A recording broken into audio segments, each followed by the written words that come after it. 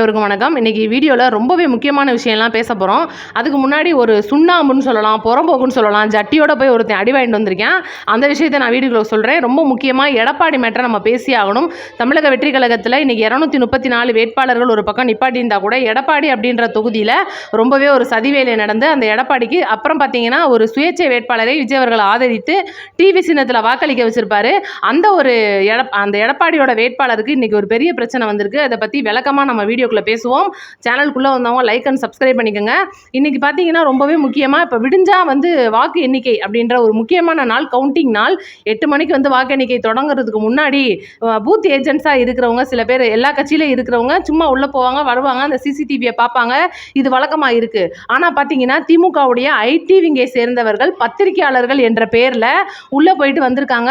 அவங்க அந்த பூத் அந்த மிஷின் இருக்கிற இடம் வரைக்கும் போயிட்டு வந்திருக்கிறதா ரொம்பவே குற்றம் சாட்டிட்டு இருக்காங்க ஏடிஎம்கே சைட்லேருந்து.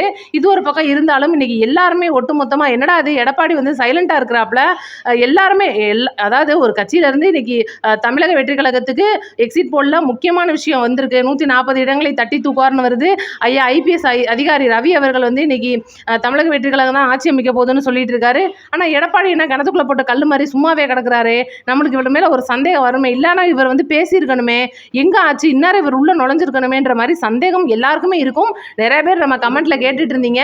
அப்படின்ற மாதிரி தான் குறுக்க இந்த கௌசிக் வந்தா அப்படின்ற மேட்டரில் எடப்பாடி தொகுதியில் அந்த எடப்பாடி சுயேட்சை வேட்பாளர் அவர்களுக்கு ஒரு உயிர் பயத்தை காட்டுற அளவுக்கான ஒரு மிரட்டல் பண்ணியிருக்காங்க.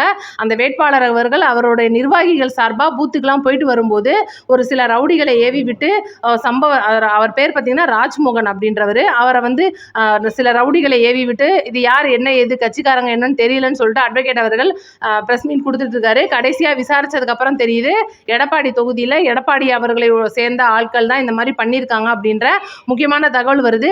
இவ்வளோ நாள் கிணத்துக்குள்ளே கிடந்த கல் மாதிரி இருந்தவர் இன்னைக்கு திடீர்னு அதாவது போஸ்ட்மார்ட்டம் பண்ண போன மாதிரி திடீர்னு எந்திரிச்சிருக்காரு. என்ன காரணம் அப்படின்னு பார்க்கும்போது இன்னைக்கு வந்திருக்கிற அந்த எக்ஸிட் போல்ஸ் ரிசல்ட் அப்படின்றது தமிழக வெற்றி கழகத்துக்கு சாதகமாக வந்திருந்துருச்சு. அப்படின்னா என்டிஏவோட எப்படியாவது ஜாயின் பண்ணிடணும், நம்ம ஒருவேளை ஏடிஎம்கேவோட இன்னைக்கு விஜய் அவர்களை ஜாயின் பண்ணி விட்டுட்டோம் அப்படின்னா எப்படியாவது கையில் காலில் விழுந்தாவது பேசிட்டோம்னா திமுகவை அடிச்சு விரட்டின்னு நம்ம ஆட்சி அமைச்சிருவோம். தொங்கு சட்டசபை வந்தால் கூட தமிழக வெற்றி கழகத்தோட ஆட்சி அப்படின்றது இன்னைக்கு ஏடிஎம்கே மூலியமா வந்துடும் அப்படின்னு எவ்வளவோ கூட்டல் கழித்தல் கணக்கெல்லாம் போட்டு பார்த்தாங்க. தமிழக வெற்றி கழக தலைவர் விஜய் அவர்கள் துளி கூட இதுக்கு வாய்ப்பு கொடுக்கல. இப்போ பார்த்தீங்கன்னா அந்த செம்பு முடியாக்கள்னு சொல்லலாம், சொம்புன்னு சொல்லலாம், என்னென்னமோ வாயில வந்ததெல்லாம் சொல்லலாம். அந்த மாதிரி இருக்கிற மீடியாக்கள் இன்னைக்கு என்ன சொல்றாங்கன்னா கூவத்தூர் சம்பவம் நடக்கிறதுக்கு முன்னாடி விஜய் அவர்கள் தடுக்க பார்க்குறாரு, பயங்கரமா இடம்லாம் தேடிட்டு இருக்காங்க. இதை நான் காலையில வீடியோவில் சொல்லியிருப்பேன். அதாவது 234 தொகுதியில் இருக்கிற வேட்பாளர்கள் ஜெயித்து வர வேட்பாளர்களை பனையூர்ல தங்க வைக்கிறதுக்கு ஆல்ரெடி விஜய் அவர்கள் அழைச்சிருப்பாரு. இது எல்லாருக்குமே தெரியும், நானும் நம்ம வீடியோவில் சொல்லியிருக்கேன். அப்படி வர்றவங்களை கண்டிப்பாக தங்க வைக்கணும், இது எல்லாருக்கும் தெரிஞ்ச விஷயம். வர்ற வேட்பாளர்களை என்ன சும்மா அப்படி பஸ் ஸ்டாண்டில் படுத்துக்கங்க நான் சொல்ல முடியும்? இன்னைக்கு குதிரை பேரம் நடந்துகிட்டு இருக்கிற இந்த ஒரு தமிழ்நாட்டில் தமிழக வெற்றி கழக வேட்பாளர் நீங்கள் கோடி ரூபாயை கொட்டி கொடுத்தாலும் விலை போக மாட்டாங்க அப்படின்னு ஒரு பக்கம் ஆணித்தரமாக இருந்தால் கூட அவங்களுடைய உயிர் பயம் அப்படின்றது ரொம்பவே முக்கியமான விஷயமா இருக்கு. அவங்க பதவி ஏற்றுக்கிற வரைக்கும் அவங்களோட உயிரை காக்க வேண்டியது ஒரு தலைமையுடைய கடமை அப்படின்றனால இன்னைக்கு விஜய் அவர்கள் அவர்களுக்காக ஒரு தனியார் விடுதியை வாடகைக்கு எடுத்திருக்காங்க. இதெல்லாம் சேர்ந்து செங்கோட்டையன் மற்றும் ஆதவர்ஜுனா அவர்களுடைய இடத்துல பேசப்பட்டிருக்கு. ஏன்னா விடுதி அப்படின்றது வாடகைக்கு கிடைக்கல. இந்த காலையில வீடியோல தெளிவா சொல்லியிருப்பேன். இந்த மாதிரி விஷயங்கள் தான் இன்னைக்கு பெரிய நியூஸா போயிட்டு இருக்கு. இவ்வளவு நியூஸ் போயிட்டு இருக்க இன்னைக்கு நாம் தமிழர் கட்சி இன்னைக்கு இது ஒரு பெரிய விஷயம் கிடையாதுங்க. ஜென்சி பாலிடிக்ஸ் நடத்துகிற நெல்சன் அப்படின்ற ஒரு பிரதருக்கு நடந்திருக்கு. இன்னைக்கு இது நடந்திருக்கு. இதை நம்ம கண்டுட்டும் கண்டுக்காம போவோம் அப்படின்லாம் சொல்ல முடியாது. ஏன்னா இன்னைக்கு அவர் பார்த்தீங்கன்னா ஏகப்பட்ட வீடியோக்கள் போட்டிருப்பாரு, பார்த்துருக்குறவங்க இருப்பீங்க. திமுக அரசுக்கு எதிராக எவ்வளவோ வீடியோ போட்டிருக்காரு, மணல் கொள்ளையை தடுக்கிற வீடியோ போட்டிருக்காரு. ஒவ்வொரு இடங்களில் அந்த போதைப் பொருள் பழக்கம் அதிகமாக வெளியில் வந்திருக்கு அப்படின்றத அவருடைய வீடியோ மூலியமாக காட்டியிருக்காரு. அவர் பார்த்தீங்கன்னா கன்னியாகுமரி மாவட்டத்தை சேர்ந்தவர். இப்போ பார்த்தீங்கன்னா அவரே நேற்று வீடியோவில் சொல்கிறாரு, நான் எவ்வளவோ வீடியோக்கள் திமுகவுக்கு எதிராக போட்டிருக்கேன், ஒரு பயம் என் வீட்டுக்கு வரல. இந்த நாம் தமிழர் அன்னைக்கு அதிகமாக டிவிக்கு விமர்சனம் பண்ணுறீங்களே, சாட்டை மற்றும் சீமானோட தம்பிகள், தமிழக வெற்றி கழகத்தை நீங்கள் விமர்சனம் பண்ணுறதுக்கு எதுவுமே இல்லையடா. நீங்கள் திமுகவில் விமர்சனம் பண்ணணும், அதிமுகவில் விமர்சனம் பண்ணணும். 15 வருஷமாக வளர்த்த கட்சியை வச்சுக்கிட்டு இன்றைக்கி நேற்று வந்த கட்சியை நீங்கள் அடிச்சிட்டு இருக்கீங்களே, அப்போ நீங்கள் திமுக எதுவும் பணம் வாங்கினீங்களா அப்படின்னு சொல்லி ஒரு கேள்வி கேட்குறாரு. கேள்வி கேட்ட மறு வீடியோ என்ன போடுறாரு, இல்லை நீங்கள் பணம் வாங்கியிருக்கீங்க, எனக்கு எனக்கு ஆதாரம் வந்துருச்சு, நீங்கள் வாங்கின பணம் எவ்வளோன்னு முதற்கொண்டு நான் ரிலீஸ் பண்ணுவேன்னு சொல்லிட்டு அவரோட வீடியோவில் பேசும்போது, எங்கே நீ சொல்கிறா பார்ப்போன்னு சொல்லிட்டு மறுநாள் வந்து பார்த்தீங்கன்னா ஒரு எப்படி சொல்கிறது, அந்த இதுக்கெலாம் போவாங்க பார்த்தீங்களா, ஆணழகன் போட்டிக்கெலாம் போகும்போது ஜட்டியை மட்டும் மாட்டிட்டு நின்று போஸ்லாம் கொடுப்பாங்கல்ல, அந்த மாதிரி நினச்சிக்கிட்டு வந்திருக்கிறாப்புல ராஜபுரம் அப்படின்றவர். பார்த்தீங்கன்னா ஊடல்லாம் பார்த்துருப்போம், யானை பழம் தரும் யானை கவலம்லாம் வித்துக்கிட்டு இருப்பார்ல, லேகியம் விற்பாப்புல, அவர் வந்து ஜட்டியோட போய் மாஸ்க் காண்பிச்சு வந்துருன்னு சொல்லிட்டு போகும்போது கன்னியாகுமரியில் இருக்கிற நெல்சன் அவர்களுடைய உறவினர்கள் அந்த ஜட்டியை மட்டும் கலட்டாத குறையா கலட்டி எடுத்துட்டாங்கன்னு சொல்லணும். அந்த மாதிரி அடி வாங்கிட்டு வந்திருக்கிறாப்புல. அதுக்கப்புறம் விசாரிச்சதுக்கப்புறம் தான் தெரிஞ்சிருக்கோம் ஃபுல் போதையாம். அப்போ இந்த ஒரு உடல் கட்டுமஸ்தான உடலை வச்சிருக்கிறதுக்கு எவ்வளோ தூரம் அவர் போதை வஸ்துக்களை பயன்படுத்துகிறார் அப்படின்றது முக்கிய காரணமாக நம்ம பார்க்கணும். இதில் வேற அவர் நிறைய பேருக்கு பரிந்துரை பண்ணுறாரு. சில பொருட்கள்லாம் பார்த்தீங்கன்னா அந்த FSI சர்டிஃபிகேட் இல்லாமல் வித்துட்டு இருக்கிறாப்புல, உணவு கட்டுப்பாடு வாரியத்துக்கு தெரியாமல் ஆட்டையை போட்டுட்டு இருக்கிறாப்புல. இதெல்லாம் பற்றி நான் ஏற்கனவே வந்து அந்த யானை பலம் தரும் யானை கவலம், அப்புறம் பார்த்தீங்கன்னா கொள்ளு பொடியா என்னமோ ஒரு பொடிலாம் வந்து நான் பழைய வீடியோக்கள்லாம் இருக்குது, நீங்கள் போய் பாருங்கள். அவ்வளோ வீடியோக்கள்லையும் அவரோட தோலை நம்ம உரிச்சிருப்போம். அப்போ இந்த மாதிரி வந்து ஒரு ஊட்டச்சத்து நிபுணரே வந்து சொல்லியிருப்பாரு, இந்த ராஜபுரான் அவர்கள் பயன்படுத்துகிற பொருட்கள் வந்து அவருடைய உடம்புக்கு வேணால் ஏற்றுக்கிட்டதா இருக்கும். ஏன்னா ஒரு உடம்புக்கு தேவையான இவ்வளோ அளவு புரோட்டீன், இவ்வளோ அளவு வந்து கொழுப்பு சத்து, இவ்வளோலாம் தேவை அப்படின்னா அந்த பொடியை எப்படி பயன்படுத்தணும், ஏகப்பட்ட விஷயங்கள் இருக்குது. இவர் பண்ணுறது ரொம்பவே முட்டாள்தனமான ஒரு விஷயம்னு ஒரு ஊட்டச்சத்து நிபுணர் பேட்டி கொடுத்துருப்பாங்க, அதையும் நான் போட்டிருப்பேன். அப்போ இவ்வளோ விஷயத்தையும் வந்து இன்னைக்கு நெல்சன் ப்ரோ அவர்கள் அவரோட சேனலில் எடுத்து போடும்போது இதுக்கெல்லாம் கேட்கறதுக்கு அவனுக்கு துப்பு கிடையாது. நீங்கள் வந்து டிவி கேஸ் பேசுறதுக்கு திமுக காசு வாங்கிட்டீங்க அப்படின்ற ஒரு ஆதாரத்தை போட்ட உடனே வீடு தேடி கத்தி, நல்லா பெரிய பெரிய அருவா கத்தியோட வந்து அவங்களுடைய அம்மாவுக்கு அந்த கிட்னியில் ஏதோ பிரச்சனை இருக்காங்க, அது அவரே சொல்கிறாரு. அவ்வளோ தூரம் நமக்கு வருத்தமாக இருக்குது. இன்னைக்கு நம்ம ஏன் இவ்வளோ தூரம் அவரை சப்போர்ட் பண்ணுறோம் அப்படின்றத தாண்டி இன்னைக்கு கட்சிக்கெல்லாம் அப்பாற்பட்டு அவர் ஒரு யூடியூபர். இப்போ யூடியூபராக இருக்கிற எல்லாருக்குமே இந்த ஒரு பயம் அப்படின்றத கொடுக்குற அளவுக்கு இந்த நாம் தமிழர் கட்சிக்காரங்க எவ்வளோ கேவலமான வேலையை பார்த்துருக்காங்க. நான் ஒவ்வொரு இடத்துலையும் சொல்லியிருப்பேன், இன்னைக்கு பெண்களை அசிங்கமாக பேசுறது நாம் தமிழர் கட்சியிலேருந்து தான் பேசுகிறாங்க. அந்த திருப்புவனம் அஜித் தம்பி வழக்கில் ஒரு பொண்ணு மேலே குற்றம் சாட்டப்பட்ட ஒரு பொண்ணை அசிங்கமான வார்த்தையை போட்டு ஒட்டுமொத்த பெண்களுக்கு மத்தியில் சாட்டை அவர்கள் வந்து திருப்புவனத்தில் மேடையில் பேசி செருப்படி வாங்கினார். இது எல்லாருக்குமே தெரியும், நானும் சொல்லியிருக்கேன். இவ்வளோ விஷயமும் இன்னைக்கு நாம் தமிழர் கட்சியில் பெண்களை மதிக்காதது, எப்படி அவங்க தலைவர் வந்து மதிக்காமல் இருப்பாப்லையோ அதே போல் பெண்களை மதிக்காதது, ஆண்களை வந்து ரொம்ப தரக்குறைவாக பேசுறது, ஜாதியை உயர்த்தி பேசுறது, ஏன் ஜாதிக்காரன் தான் பெருசா அப்படின்ற ஜாதி பிரச்சனையை கொண்டுட்டு வர கட்சியாக, மக்களை பிரிவினைவாதத்துக்குள்ளே கொடுக்குற ஒரு கட்சியாக தான் இன்னைக்கு நாம் தமிழர் கட்சி அப்படின்றது இருக்கு.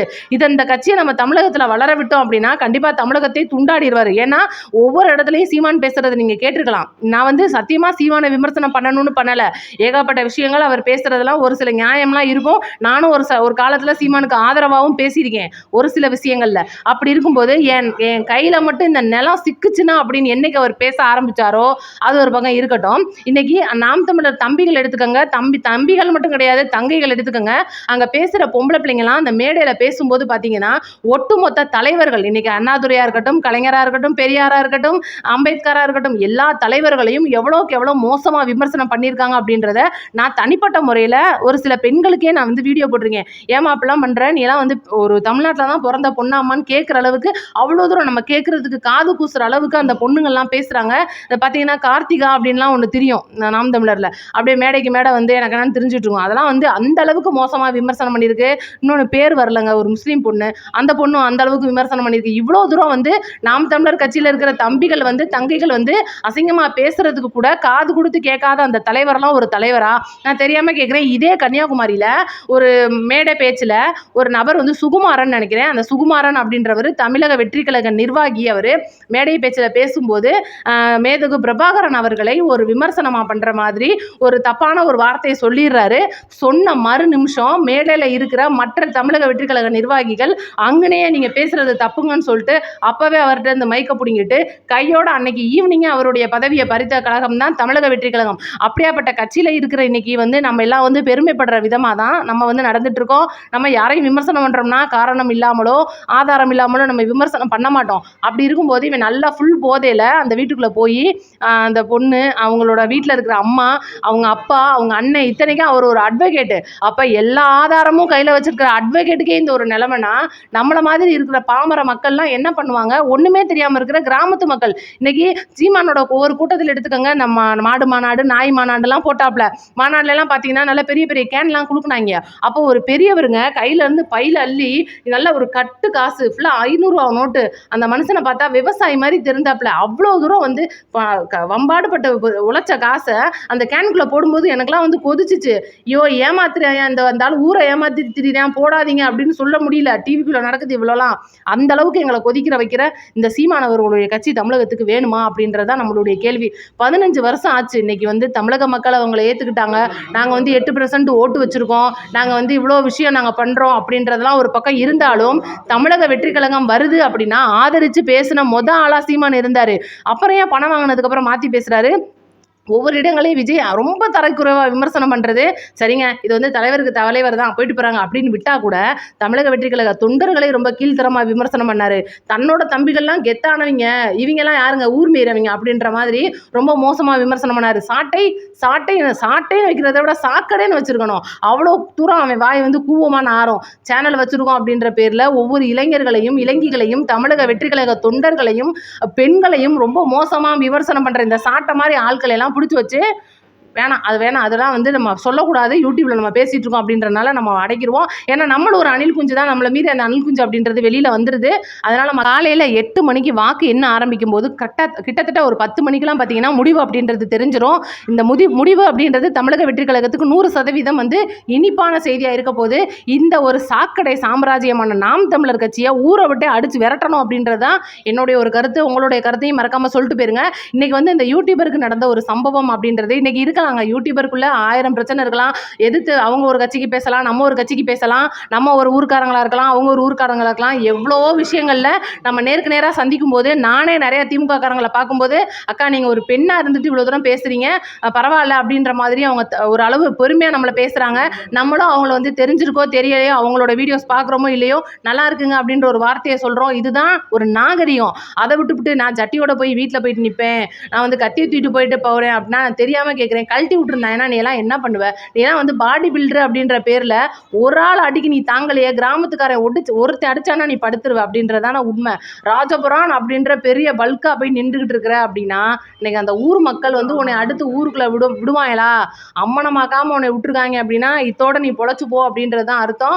இன்னொரு தடவை அந்த யூடியூபர்ஸ் தானே அவங்களாம் கட்சிக்காரங்களா அப்படின்னு நீங்கள் கேட்டிங்கன்னா ஒட்டுமொத்த யூடியூபர்ஸும் ஒன்றா வருவாங்க. எல்லா மக்களும் இன்னைக்கு அவங்க கூட நிற்கிறாங்க. ஏன்னா ஒரு கட்சி சரி பண்ணுது, ஒரு கட்சி தப்பு பண்ணுது, இது மக்களுக்கு சரி, இது மக்களுக்கு தப்பு அப்படின்ற ஒவ்வொரு விஷயத்தையும். ஏன்னா இன்னைக்கு செய்திகள் அப்படின்றதெல்லாம் செம்பா மாறி போச்சு. எல்லாமே வந்து உருட்டிக்கிட்டு இருக்காங்க போட்டு, இந்த கட்சிக்கு சாதகமாக பேசுவோமா, பெட்டி இங்கிட்டு வருது இங்கிட்டு பேசுவோமான்னு போய்கிட்டு இருக்கும்போது மக்களுக்கு எது சரி, என்ன நடந்துட்டு இருக்கு, நாட்டு நிலவரம் என்ன அப்படின்றத எடுத்து சொல்கிற மாதிரி ஒரு சில சேனல்ஸ் தான் வேலை பார்த்துட்டு இருக்காங்க. அதில் நாங்களும் ஒருத்தர் அப்படின்னு நான் நினைக்கிறேன். அப்படி நீங்கள் நினச்சிங்கன்னா மறக்காமல் கமெண்ட்டில் சொல்லிடுங்க. நன்றி, வணக்கம். அடுத்த வீடியோவில் பார்ப்போம். காலையில் 8 மணிக்கெல்லாம் ரெடியாக இருங்க டிவி முன்னாடி. அடுத்தடுத்த வீடியோவை ஆன் பண்ணி வைங்க, நோட்டிஃபிகேஷன் வீடியோ வந்துட்டே இருக்குது. அடுத்தடுத்து நம்ம சேனலும் லைவ் கொடுக்க போகிறோம், மறக்காமல் பாருங்கள்.